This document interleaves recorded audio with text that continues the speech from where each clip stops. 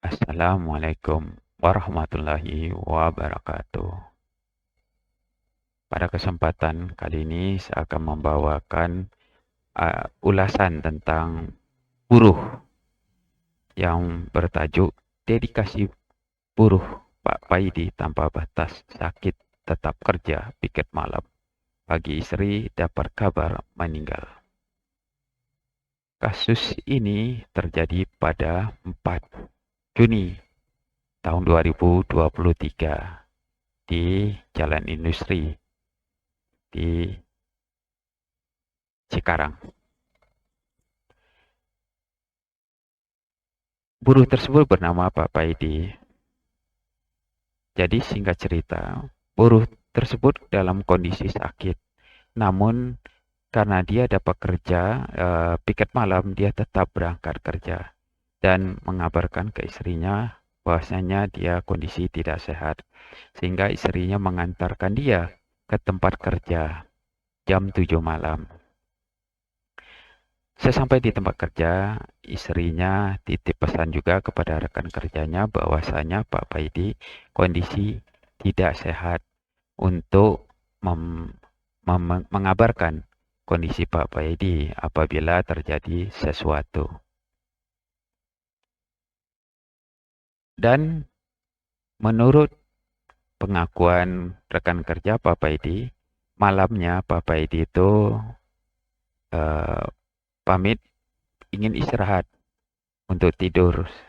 Kemudian karena rekan kerja yang mengetahui Pak Paidi dalam kondisi sakit, rekan kerja Pak Paidi tidak mengganggu atau membiarkan Pak Paidi pergi untuk tidur sejenak karena kondisi badan yang tidak sehat.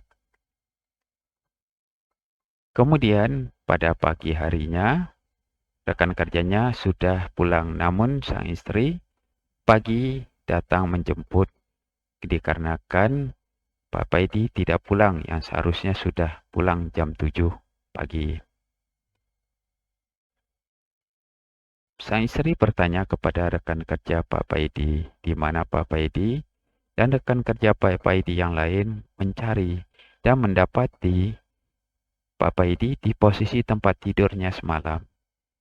Dan kondisi Pak Paidi dikabarkan sudah meninggal ketika ditemukan. Ini adalah peristiwa buruh yang memilukan. Kenapa peristiwa buruh yang memilukan ini dapat terjadi? Meninggal, sakit, tetap masuk kerja, dan akhirnya meninggal di tempat kerja. Hal ini sangat terkait dengan sistem peraturan pemerintah yang membolehkan perusahaan untuk menerapkan kerja kontrak tanpa batas. Saat ini banyak perusahaan menerapkan kerja kontrak. Jadi hampir tidak ada atau hampir tidak dikenal lagi yang namanya kerja tetap alias sebagai karyawan tetap. Jadi semua posisinya sebagai karyawan kontrak. Dan kebanyakan sistem kerja kontrak tersebut menggunakan sistem gaji harian. Sehingga apabila pekerja tidak masuk kerja, maka dia tidak akan mendapat gaji untuk hari itu. Dan upah yang diterima juga tidak seberapa.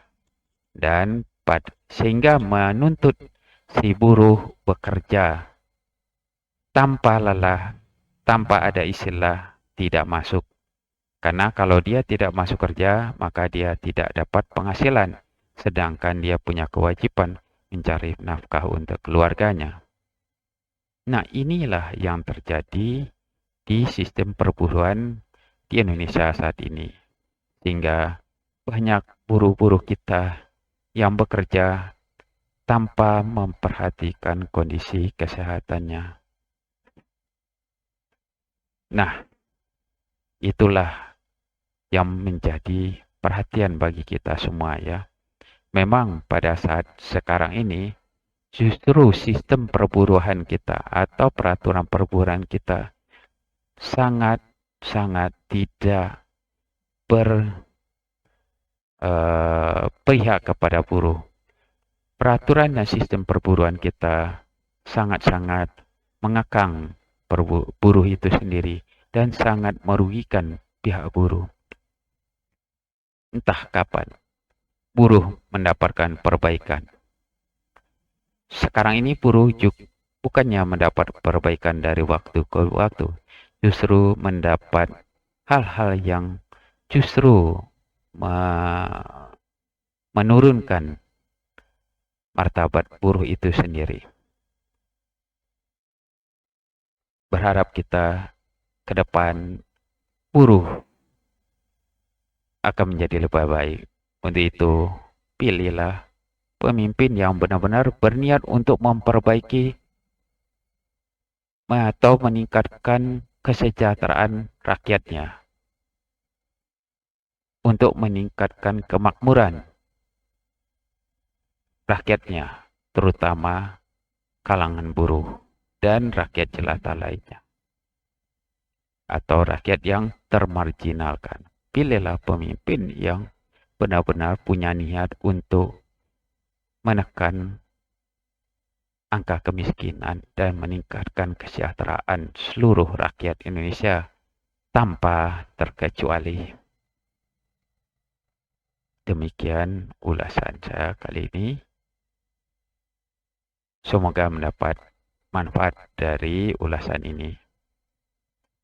Jangan lupa untuk subscribe channel ini dan klik tanda loncengnya untuk semua, dan share atau bagikan video ini untuk mendapatkan pelajaran atau manfaat dari ulasan ini. Demikian, wassalamualaikum warahmatullahi wabarakatuh.